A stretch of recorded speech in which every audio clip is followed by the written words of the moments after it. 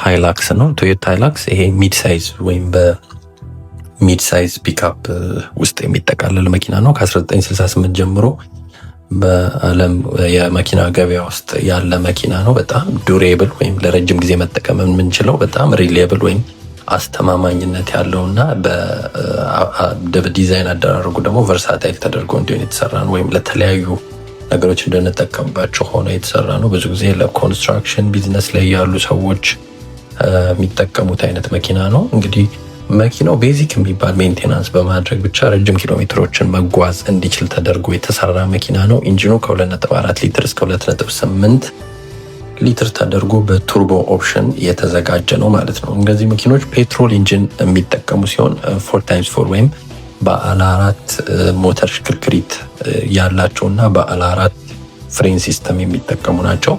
ማክሲመም እስከ 1 ቶን ወይም እስከ 10 ኩንታል ድረስ መሸከም የሚችሉ መኪኖች ናቸው። እንግዲህ እነዚህ በሲንግል ካብ ወይም በአንድ ጋቢና በኤክስትራ ካብ ወይም ተለጣፊ ጋቢና ባለው እና በደብል ካብ ወይም በሁለት ጋቢና ባለው በስፋት ሀገራችን ላይ ሲጠቀሙት እናያቸዋለን። እነዚህ ብዙ ጊዜ የመጫን አቅማቸው ከ2 እስከ 5 ሰዎችን የመጫን አቅም ያላቸው መኪኖች ናቸው። እነዚህ መኪኖች ካርጎ ቢዝነስ ላይ ላሉ፣ ኮንስትራክሽን ቢዝነስ ላይ ላሉ፣ የጉብኝት ወይም የትራቭል ቢዝነስ ላይ ላሉ፣ አግሪካልቸር ወይም የግብርና ምርት አከፋፋዮች እነዚህ ቢዝነሶች ውስጥ ያሉ የሚጠቀሙባቸው ናቸው። ኤክስትራ የሆኑ የሴፍቲ ሴንስ ኢኩዊፕመንቶች ስላሏቸውም ከሴፍቲ አንጻርም በጣም ተወዳጅ የሚባሉ መኪኖች ናቸው። ሌላው ሂል ሞድ የሚባል ወይም የጭቃ ማርሽ የሚባል ሲስተም ስላላቸው በጣም ተጨማሪ ጉልበት ኖሯቸው በቀላሉ ለኦፍሮድ መኪኖች መንገዶች ላይ በአግባቡ እንድንጠቀማቸው ተደርገው የተሰሩ መኪኖች ናቸው።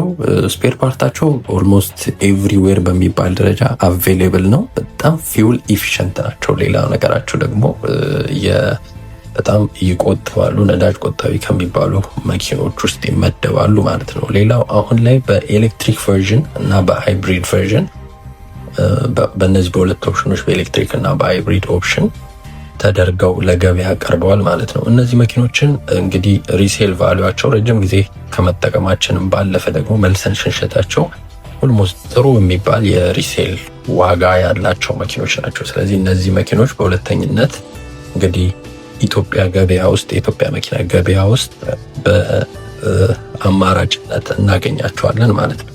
እንግዲህ ከቶዮታ አልወጣንም። በሶስተኝነት ደግሞ ያሉት ቶዮታ ኮሮላ እና ቶዮታ ያሪስ ናቸው። እነዚህ ቶዮታ ኮሮላ ሞሮፍ ኮምፓክት ሼፕ ያላቸው መኪኖች